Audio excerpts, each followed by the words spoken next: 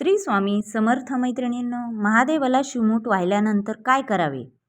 शिवमुठीनंतरची संपूर्ण पूजा व नियम. श्रावण सोमवार. आजच्या व्हिडिओमध्ये आपण अतिशय महत्त्वाचा विषय जाणून घेणार आहोत. महादेवाला शिवमूठ वाहिल्यानंतर नेमकं काय करावं?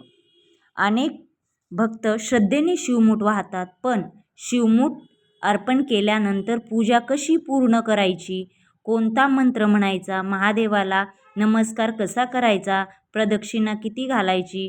प्रसाद कधी घ्यायचा? आणि शिवमुठीचे धान्य जे आहेत ते पुढे काय करावे? म्हणजे शिवमूठ वाहिलेले जे धान्य आहे तर त्याचे काय करावे, हेच आपण आज आपल्या या व्हिडिओमध्ये पाहणार आहोत. तर ते टाकून द्यावे की वापरावे? असे केल्याने काय त्याचे चमत्कार होतात? योग्य पद्धत कोणती आहे? शिवभक्तांनी नक्की हा व्हिडिओ शेवटपर्यंत स्किप न करता संपूर्ण माहिती आजच्या या व्हिडिओमध्ये सांगणार आहे. तर हा व्हिडिओ शेवटपर्यंत नक्की पहा, स्किप न करता. आपल्या व्हिडिओवर नवीन असाल तर लगेच लाईक करा, शेअर करा, सबस्क्राईब करा आणि बेल आयकॉन बटन प्रेस करण्यास विसरू नका. चला तर मग आपण शिवमूठ वाहिल्यानंतर लगेच घाई करू नका. आपण शिवमूठ वाहतो, पाया पडतो आणि लगेच निघतो, तर तसे करायचे नाही. त्या ठिकाणी शिवमूठ हळूहळू आपल्याला व्हायचे आहे. असे हातात मूठ धरली आणि लगेच सोडली असं करायचं नाही.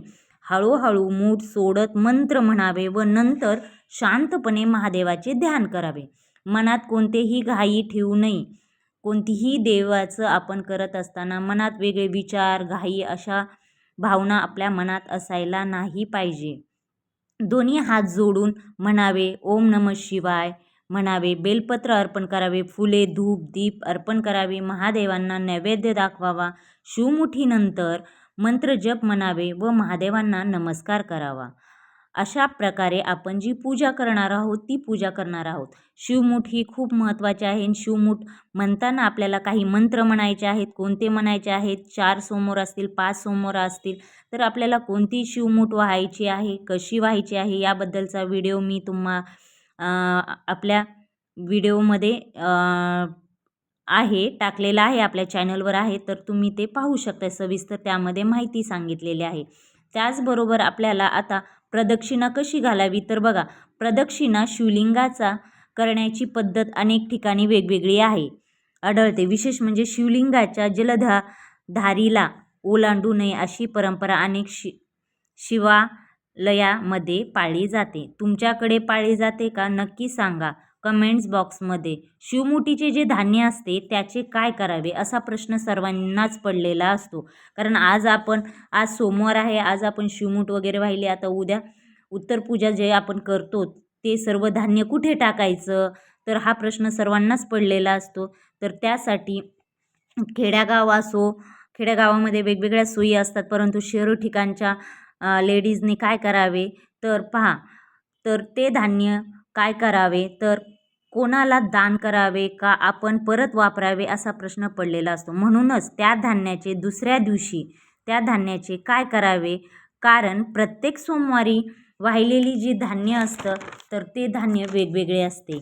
म्हणजेच कसं की पहिल्या श्रावण सोमवारी तांदूळ असते, दुसऱ्या तीळ असते, तिसऱ्या जो श्रावण सोमवार असतो तर तेव्हा जवस असते, आणि जर चौथा 5वा पडलास तर तेव्हा सातू असतात. अशा प्रकारे हे 5 सोमवार जर पडले तर अशा प्रकारचे वेगवेगळे धान्य असतात.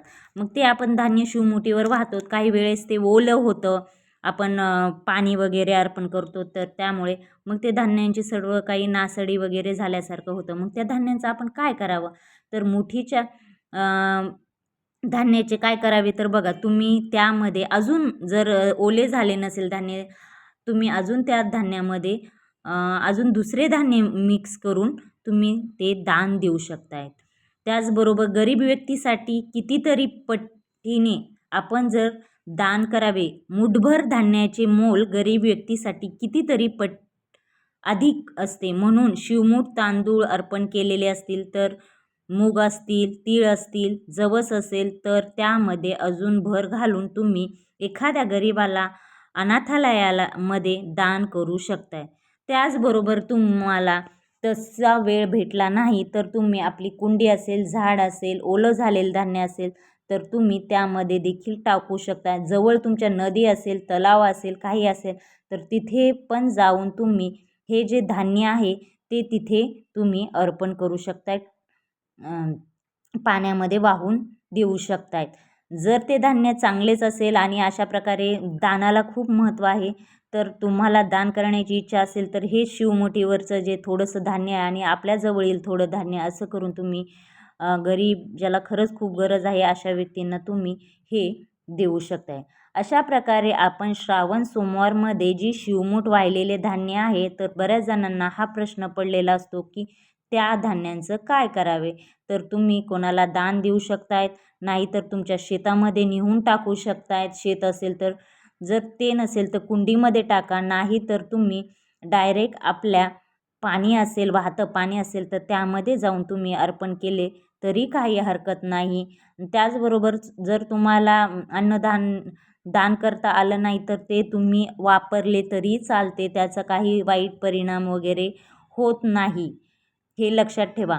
अशा प्रकारे आपण श्रावण सोमवारची जी शिवमूठ वाहिलेल्या धान्यांचे काय करावे, टाकून द्यावे की वापरावे, असे केल्याने काय मिळतात, काय चमत्कार होतात, याच्याबद्दलची संपूर्ण माहिती मी तुम्हाला आज आपल्या चॅनलवर सविस्तर अशी माहिती खूप कमी वेळात खूप काही जास्त माहिती देण्याचा मी प्रयत्न केलेला आहे.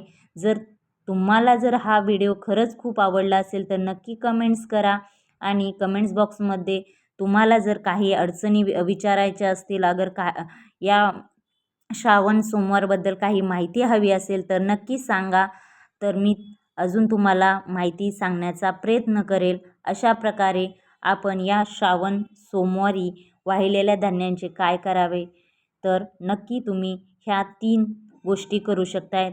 दान करू शकतायत किंवा पाण्यामध्ये वाहून देऊ शकतायत किंवा शेतामध्ये ते धान्य नेऊन टाकू शकतायत किंवा आपल्या कुंडीमध्ये तुम्ही ते अर्पण करू शकताय किंवा तुम्ही स्वतः ते धान्य आपल्या जे धान्यांचा साठा आहे त्यामध्ये टाकू शकतायत आणि ते धान्य तुम्ही वापरू शकताय. अशा प्रकारचा आजचा जो व्हिडिओ आहे तो कसा वाटला नक्की कमेंट्समध्ये सांगा आणि आपल्या चॅनलला जर लाईक केले नसेल, सबस्क्राईब केलं नसेल, शेअर केलं नसेल तर नक्की लाईक करा, शेअर करा, सबस्क्राईब करा आणि बेल आयकॉन बटन प्रेस करण्यास विसरू नका. कॉमेंट्समध्ये नक्की लिहा श्री स्वामी समर्थ, श्री स्वामी समर्थ.